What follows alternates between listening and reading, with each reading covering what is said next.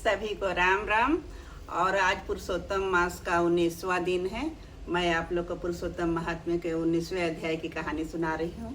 सभी को जय श्री राधे कृष्णा।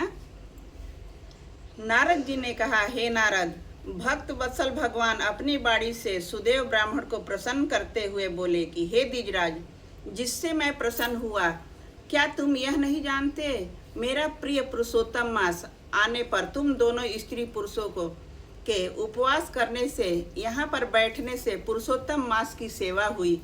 एक बार वेद में कहे गए साधनों को और दूसरी ओर पुरुषोत्तम मास के सेवन को जब ब्रह्मा जी तोलने लगे तो वेदोक्त साधन बहुत हल्के निकले और पुरुषोत्तम मास का सेवन भारी हुआ। इसलिए संसार में पुरुषोत्तम मास अधिक पूज्य और मान्य है। जो मनुष्य जन्म लेकर भी पुरुषोत्तम मास में जप तप स्नान दान आदि नहीं करते हैं, वे जन्म जन्मांतर में दरिद्री होते हैं। अतः सब प्रकार से यत्न करके मेरे प्रिय पुरुषोत्तम मास का सेवन करना चाहिए। जो पुरुषोत्तम की सेवा करेगा वह भाग्यवान धन्य होकर मुझको प्राप्त होगा। श्री नारायण बोले, इस प्रकार हे मुने, जगदीश्वर हरि भगवान कह के तत्काल गरुड़ पर चढ़कर अत्यंत पवित्र वैकुंठ लोक को चले गए। स्त्री सहित सुदेव ब्राह्मण मृत प्राय होकर फिर जीवित हो गए और सुखदेव को देखकर रात दिन अत्यंत हर्षित होते रहे और कहने लगे कि यह अत्यंत आश्चर्य की बात है कि ऐसा मास कहीं भी नहीं न देखा न सुना।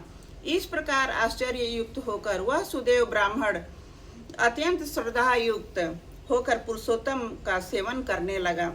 ऋषि वाल्मीकि कहते हैं, वही तुम राजा दृढ़धन्वा विख्यात हुए। हे राजन, पुरुषोत्तम मास के सेवन से संपूर्ण सिद्धियों को भोगने वाले हुए। हे राजन, जो तुमने मुझसे पूछा था सो अब मैंने तुमको बतलाया। और पूर्व जन्म में जो सुखदेव तुम्हारा पुत्र था वही तोता था। हरि ने उसको जिलाया और सुखदेव 12,000 वर्ष तक आयु भोग कर वैकुंठ को गया। वही सुखदेव बन के सरोवर के बट वृक्ष पर बैठकर संसार सागर में डूबे हुए विषय रूपी सर्प से तुझको अपने पूर्व जन्म के पिता को देखकर कृपा से युक्त हो चिंतन करने लगा कि यदि मैं इस राजा को बोध नहीं कराऊंगा तो मेरा भी बंधन हो जाएगा। इस प्रकार मेरा इन श्रुति के वचनों को जानना वृथा हो जाएगा। इसलिए मुझको अपने पूर्व जन्म के पिता का उपकार अवश्य करना चाहिए। ऐसा सोचकर ही उस तोते ने तुमको ज्ञान दिया। इसी के साथ 19वें अध्याय की कहानी समाप्त हुई। सभी को जय श्री राधे कृष्णा।